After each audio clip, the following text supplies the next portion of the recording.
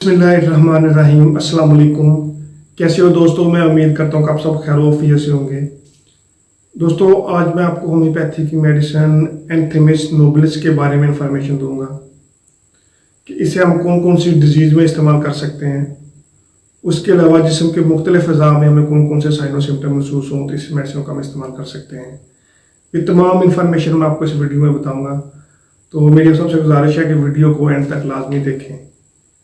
मैं हूं डॉक्टर उमर और आपको अपने चैनल होम्योटेक में खुशामदीद कहता हूं। होम्योपैथी की मेडिसिन एंथेमिस नोबिलिस ये एक एंटी इन्फ्लामेटरी मेडिसिन है और ये इसके साथ साथ ये एक एंटीसेप्टिक जो है ना वो भी खसूसियत रखती है। ये एंटी स्पास्मोडिक जो है ना प्रॉपर्टी वो भी रखती है। जिसमें इन्फ्लामेशन हो गई हो और किसी डिजीज़ की वजह से जो इन्फ्लामेशन है वो काज हो गई हो और उसकी वजह से उसमें जो बैक्टीरिया उसकी ओवर ग्रोथ हो गई हो और उस बैक्टीरिया की वजह से उसके उस अज़ा में जो है ना एक इन्फ्लामेशन हो गई हो और उसके नतीजे में उसको एक बहुत शदीद किस्म की एक्यूट कंडीशन हो गई हो, तो उसमें ये मेडिसिन बहुत ही अच्छे तरीके से पेशेंट को क्योर करेगी और पेशेंट को उन डिजीज़ में जो है ना वो क्योर करेगी। तो आइए हम देखते हैं कि जिस्म के मुख्तलिफ अज़ा में हमें कौन कौन से साइन और सिम्टम महसूस होते हैं, तो इस मेडिसिन को हम इस्तेमाल कर सकते हैं। उसके बाद मैं आपको बताऊंगा कि इसको हम कौन कौन सी डिजीज़ में इस्तेमाल कर सकते हैं और उसके बाद मैं आपको लेने का तरीका बताऊंगा। तो आइए शुरू करते हैं।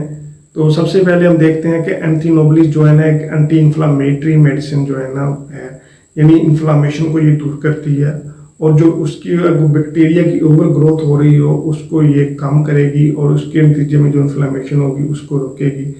तो सबसे पहले ये मेडिसिन जो है ना ऐसे पेशेंट जिनको सर्दी जो है ना सर्दी से सांस होते हैं, इनको सर्दी से बहुत ही जल्दी लग जाती है और उनसे नाक से जो है ना कोरेजा लाइक जो है ना फ्लूइड वो बहने लगता है। तो अगर किसी को नाक बंद होने की शिकायत हो और उनके जो है ना एक छींकों का सिलसिला जो है ना वो लगातार चले, यानी उनको जो है ना एक स्नीजिंग का जो है ना सिम्टम देखने में आ रहा हो और उनको जो है नाक सर्दी से बंद होती हो और उसमें नाक से जो एक फ्लूइड है उसको जो है ना वो करेजा है वो निकलता हो, तो उस केस में ये मेडिसिन बहुत ही अच्छा रोल प्ले करती है। ये जो नाक की म्यूकस मेम्ब्रेन होती है उस पर असर करती है और उसमें जो एक इन्फ्लामेशन होगी हो तो उसको ये क्योर करेगी और उसके नतीजे में जो एक कोरेजा का सिम्टम पेशेंट को देखने में आ रहा है तो उसमें पेशेंट को रिलीफ देखें। जिनको पेट वाले रीजन में जो है ना एक ठंडापन जो है ना वो महसूस होगा और उस ठंडापन में पेशेंट को जो है ना एक साथ कफ का सिम्टम भी पेशेंट को देखने में आएगा और उसके साथ साथ जो नाक है उससे कुरेजा भी निकलेगा। तो अगर किसी को नाक से कुरेजा लाइक जो है ना पानी उस तरह निकल रहा हो और साथ में जो है ना एक कफ का सिम्टम देखने में आ रहा हो और पेट वाला जो अब्डोमेन वाला रीजन है वो पेशेंट को ठंडा महसूस हो, तो उस केस में ये मेडिसिन बहुत ही अच्छा रोल प्ले करती है। ऐसे पेशेंट जिनको लिवर से रिलेटेड जो है ना वो कंप्लेन देखने में आती हैं, यानी ऐसे पेशेंट जिनको लिवर में इन्फ्लामेशन की वजह से कॉन्स्टिपेशन का इशू देखने में आ रहा हो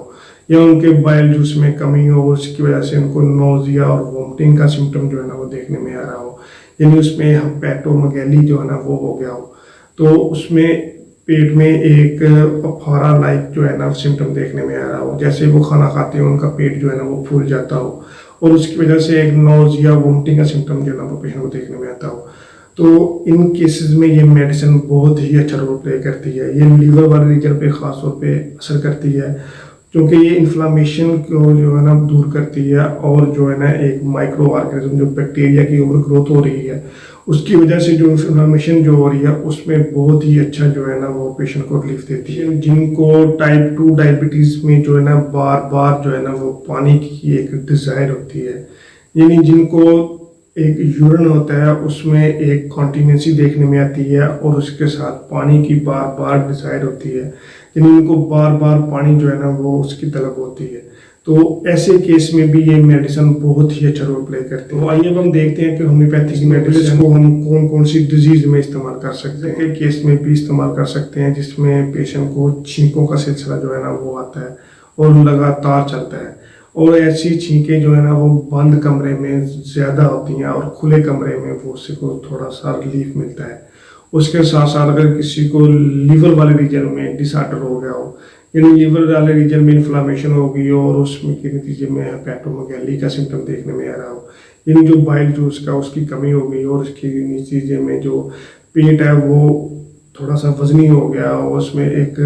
गैस की सिम्टम देखने में आ रहा हो और कॉन्स्टिपेशन का सिम्टम देखने में आ रहा हो, उसके साथ साथ किसी को नोजिया और वोमिटिंग का सिम्टम देखने में आ रहा हो, तो उस केस में भी ये इस्तेमाल कर सकते हैं। और इसके साथ साथ ऐसे पेशेंट जिनको टाइप 2 डायबिटीज़ है और उनको बार बार जो है ना एक पानी की डिज़ायर देखने में आ रही है, तो उस केस में भी ये इस्तेमाल कर सकते हैं। उसके साथ साथ ये लंग्स पे बहुत ही अच्छा असर करती है और अगर किसी को कफ का सिम्टम देखने में आ रहा है तो उसमें भी इस्तेमाल कर सकते हैं। तो अगर किसी के पेट में एस्कैरिडिस यानी राउंड वर्म जो है ना, एक जो कीड़े होते हैं वो, तो उनको जो पेट वाला रीजन है वो थोड़ा सा ठंडा महसूस होगा और उनको जो भूख है वो बहुत ही शदीद किस्म की जो है ना उसकी डिज़ायर होगी, उनको भूख बहुत ज़्यादा लगेगी। तो अगर किसी को इस तरह के सिम्टम हैं तो वो ये मेडिसिन इस्तेमाल कर सकता है, एंथीमिस नोबिलिस। आइए अब हम कौन कौन सी पोटेंसी में इस्तेमाल करें तो ये बहुत ही अच्छे रिजल्ट देती है। तो होम्योपैथी की मेडिसिन एंथीमिस नोबिलिस को हम 30 CH पोटेंसी में सुबह दोपहर शाम 2 ड्रॉप्स जो है ना खाना खाने के 1 घंटा पहले इस्तेमाल कर सकते हैं। मैं उम्मीद करता हूँ कि आपको ये वीडियो पसंद आई होगी। मेरी आप सबसे गुजारिश है कि वीडियो को शेयर करें, चैनल को सब्सक्राइब करें। तो अगर किसी की कोई क्वेरी है तो वो नीचे मेरे डिस्क्रिप्शन में दिए गए नंबर पे मैसेज कर सकता है। मैं कोशिश करूँगा कि उसको उसकी डिजीज़ से रिलेटेड जो है ना वो मेडिसिन तजवीज़ कर सकूँ।